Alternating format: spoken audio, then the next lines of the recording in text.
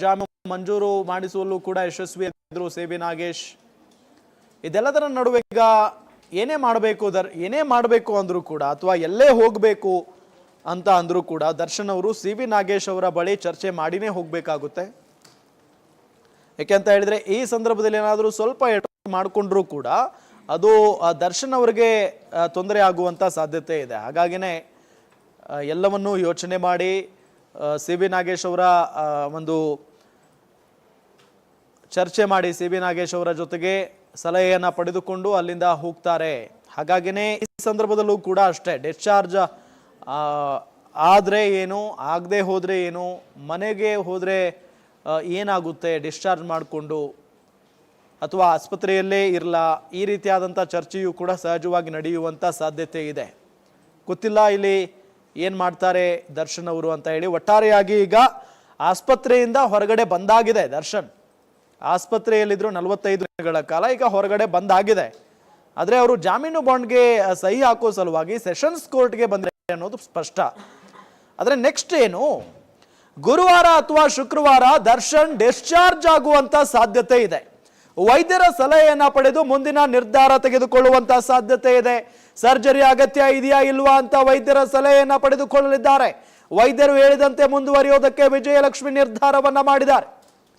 ಗುರುವಾರ ಅಥವಾ ಶುಕ್ರವಾರ ದರ್ಶನ್ ಆಸ್ಪತ್ರೆಯಿಂದ ಡಿಸ್ಚಾರ್ಜ್ ಆಗುವಂತ ಸಾಧ್ಯತೆ ಇದೆ.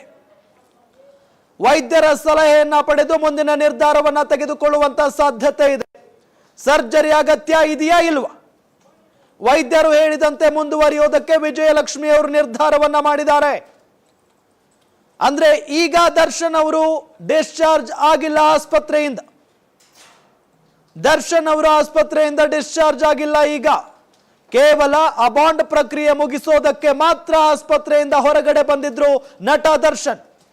ಸೆಷನ್ಸ್ ಕೋರ್ಟ್ಗೆ ಹಾಜರಾಗುವ ಸಲುವಾಗಿ ಬಂದಿದ್ರು ಅಷ್ಟೇ.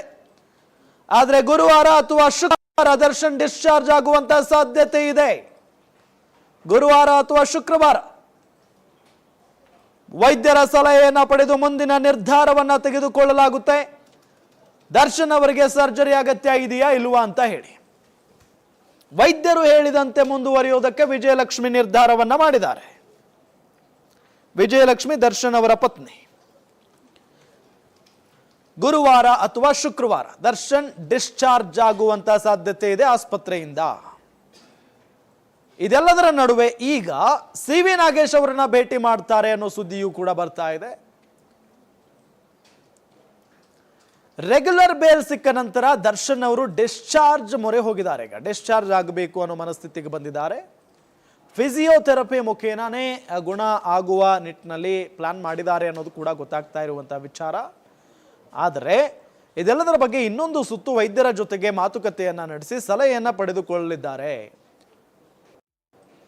ಆಪರೇಷನ್ ಅಗತ್ಯ ಇದೆಯಾ ಇಲ್ವಾ, ಆಪರೇಷನ್ ಮಾಡಿಸಿಕೊಳ್ಳದೆ ಹೋದ್ರೆ ಏನಾಗ್ಬಿಡುತ್ತೆ, ಫಿಸಿಯೋಥೆರಪಿ ಮುಖೇನಾನೇ ಗುಣ ಆಗ್ಬಿಡುತ್ತಾ, ಅದಕ್ಕೆ ಇನ್ನೂ ಎಷ್ಟು ಸಮಯಾವಕಾಶ ಬೇಕಾಗುತ್ತೆ, ಇದೆಲ್ಲದರ ಬಗ್ಗೆಯೂ ಕೂಡ ಚರ್ಚೆ ಮಾಡಿ ವೈದ್ಯರು ಏನ್ ಸಲಹೆಯನ್ನ ಕೊಡ್ತಾರೆ ಅದರ ಮೇಲೆ ನಿರ್ಧಾರವನ್ನ ತೆಗೆದುಕೊಳ್ಳುವಂತ ಸಾಧ್ಯತೆ ಇದೆ. ಹಾಗಾಗಿನೇ ವಿಜಯಲಕ್ಷ್ಮಿ ಇಲ್ಲಿ ತುರ್ತಾಗಿ ಏನು ನಿರ್ಧಾರ ಮಾಡೋದಕ್ಕೆ ಹೋಗಿಲ್ಲ. ವೈದ್ಯರ ಸಲಹೆಯನ್ನ ಆಧರಿಸಿ ಮುಂದಿನ ನಿರ್ಧಾರವನ್ನ ತೆಗೆದುಕೊಂಡ್ರೆ ಒಳ್ಳೆಯದು ಅನ್ನೋ ನಿಟ್ಟಿನಲ್ಲಿನೇ ಈಗ ಯೋಚನೆ ಮಾಡ್ತಾ ಇದ್ದಾರೆ ವಿಜಯಲಕ್ಷ್ಮಿ ಅವರು ಅನ್ನೋದು ಕೂಡ ಗೊತ್ತಾಗ್ತಾ ಇರುವಂತಹ ವಿಚಾರ. ಗಮನಿಸ್ತಾ ಇದ್ದೀವಿ, ನಟ ದರ್ಶನ್ ಇವತ್ತು ಡಿಸ್ಚಾರ್ಜ್ ಆಗಿಲ್ಲ ಅನ್ನೋದು ಬಹಳ ಸ್ಪಷ್ಟವಾಗಿ ಗೊತ್ತಾಗ್ತಾ ಇದೆ. ನಟ ದರ್ಶನ್ ಆಸ್ಪತ್ರೆಯಿಂದ ಹೊರಗಡೆ ಬಂದಿದ್ದು ನಿಜ. ಅಲ್ಲಿಂದ ನೇರವಾಗಿ ಅವರು ಬೆಂಗಳೂರಿನ ಸೆಷನ್ಸ್ ಕೋರ್ಟ್ನತ್ತ ಹೋಗಿರ್ತಾರೆ. ಅಲ್ಲಿಗೆ ಹೋಗಿ ಬಾಂಡ್ ಪ್ರಕ್ರಿಯೆ ಮುಗಿಸಿ ಅಲ್ಲಿಂದ ನೇರವಾಗಿ ಆಸ್ಪತ್ರೆಯ ಕಡೆಗೆ ಹೊರಟಿದ್ದಾರೆ ಅನ್ನೋದು ಕೂಡ ಗೊತ್ತಾಗ್ತಾ ಇದೆ. ನಟ ದರ್ಶನ್ ಅವರು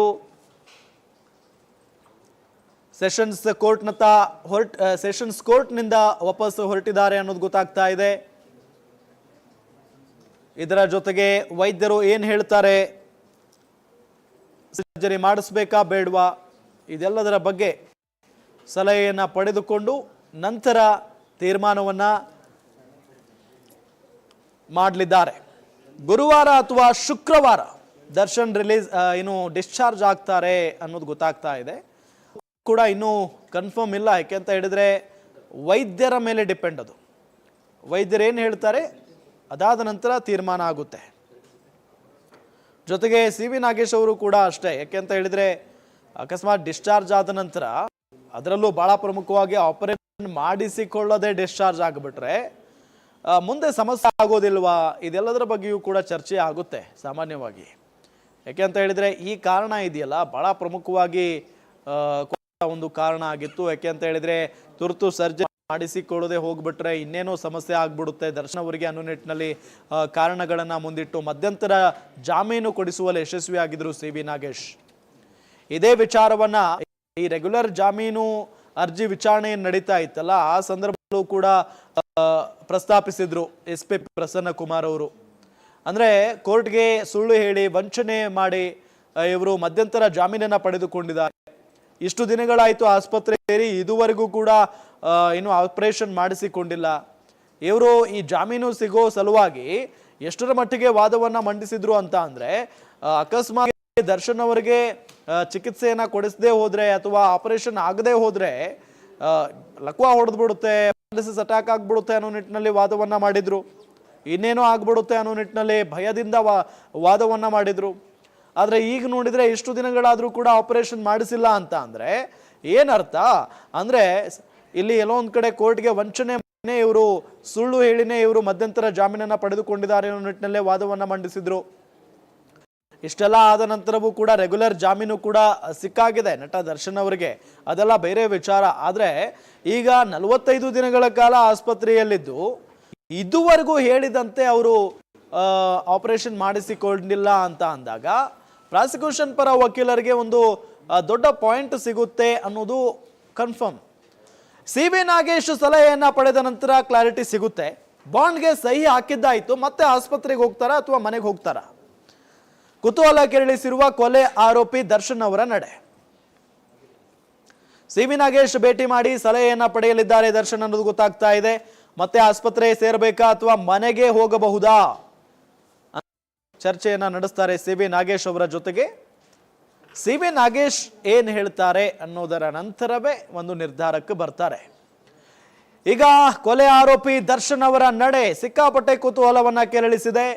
ಸಿ ವಿ ನಾಗೇಶ್ ಭೇಟಿ ಮಾಡಿ ಚರ್ಚೆಯನ್ನ ನಡೆಸ್ತಾರೆ. ಮತ್ತೆ ಆಸ್ಪತ್ರೆ ಸೇರಬೇಕಾ ಅಥವಾ ಮನೆಗೆ ಹೋಗಬಹುದಾ? ಮನೆಗೆ ಹೋದ್ರೆ ಏನು ಪ್ರಾಬ್ಲಮ್ ಆಗಲ್ವಾ? ಮುಂದೆ ಆಸ್ಪತ್ರೆಗೆ ಸೇರಿದ್ರೆ ಆಪರೇಷನ್ ಮಾಡಿಸಿಕೊಳ್ಳಲೇಬೇಕಾ? ಆಪರೇಷನ್ ಮಾಡಿಸಿಕೊಳ್ಳದೆ ಹೋದ್ರೆ ಏನಾದರೂ ಸಮಸ್ಯೆ ಆಗುತ್ತಾ? ಈ ರೀತಿಯಾಗಿ ಒಂದಿಷ್ಟು ಚರ್ಚೆಗಳು ಹಾಗೆ ಆಗ್ತವೆ ಸಾಮಾನ್ಯವಾಗಿ. ಯಾಕೆ ಅಂತ ಹೇಳಿದ್ರೆ ಈಗಾಗಲೇ ಹೇಳಿದ ಹಾಗೆ ಈ ಒಂದು ವಿಚಾರ ಬಹಳಷ್ಟು ಪ್ರಾಮುಖ್ಯತೆಯನ್ನು ಪಡೆದುಕೊಂಡಿರೋದು. ಯಾಕೆ ಅಂತ ಹೇಳಿದ್ರೆ ಸುಳ್ಳು ಹೇಳಿ ವಂಚನೆ ಮಾಡಿ ಇವರು ಮಧ್ಯಂತರ ಜಾಮೀನನ್ನು ಪಡೆದುಕೊಂಡಿದ್ದಾರೆ ಅಂತೆಲ್ಲ ಪ್ರತಿವಾದ ಮಂಡನೆ ಮಾಡಿಬಿಟ್ಟಿದ್ದಾರೆ ಈಗಾಗಲೇ SP ಪ್ರಸನ್ನ ಕುಮಾರ್ ಅವರು. ಹಾಗಾಗಿನೇ ಸಿಕ್ಕಾಪಟ್ಟೆ ಕುತೂಹಲ ಇದೆ ದರ್ಶನ್ ಅವರ ಮುಂದಿನ ನಡೆ ಏನು ಅಂತ ಹೇಳಿ. ಒಂದು ಕಡೆ ಗೊತ್ತಾಗ್ತಾ ಇದೆ ಗುರುವಾರ ಅಥವಾ ಶುಕ್ರವಾರ ದರ್ಶನ್ ಅವರು ಡಿಸ್ಚಾರ್ಜ್ ಆಗುವಂತ ಸಾಧ್ಯತೆ ಇದೆ ಅಂತ ಹೇಳಿ. ಇನ್ನು ಮತ್ತೊಂದು ಕಡೆ ಅವರು ಆಸ್ಪತ್ರೆಯಿಂದ ಹೊರಗಡೆ ಬಂದಂತ ಸುದ್ದಿ ಅವರು ಡಿಸ್ಚಾರ್ಜ್ ಆಗಿದ್ದಾರೆ ಅಂತ. ಆದರೆ ಈಗ ಗೊತ್ತಾಗ್ತಾ ಇರೋದು ಅವರು ಡಿಸ್ಚಾರ್ಜ್ ಆಗಿಲ್ಲ. ಆ ಒಂದು ಷರತ್ತುಬದ್ಧ ಜಾಮೀನು ಪ್ರಕ್ರಿಯೆ ಏನಿತ್ತಲ್ಲ ಅದನ್ನ ಮುಗಿಸ್ಬೇಕಾಗಿತ್ತು. ಹಾಗಾಗಿನೇ ಸೆಷನ್ಸ್ ಕೋರ್ಟ್ಗೆ ಅವರು ಹಾಜರಾಗಬೇಕಾಗಿತ್ತು. ಹಾಜರಾಗಿ ಆ ಒಂದು ಏನಿದೆ ಅದೆಲ್ಲ ಮುಗಿಸಿದ್ದಾರೆ, ಬಾಂಡ್ಗೆ ಸಹಿಯನ್ನು ಹಾಕಿದ್ದಾರೆ, ಆ ಪ್ರಕ್ರಿಯೆಯನ್ನು ಮುಗಿಸಿ ಅಲ್ಲಿಂದ ಹೊರಟಿದ್ದಾರೆ ಅನ್ನೋದು ಗೊತ್ತಾಗ್ತಾ ಇದೆ.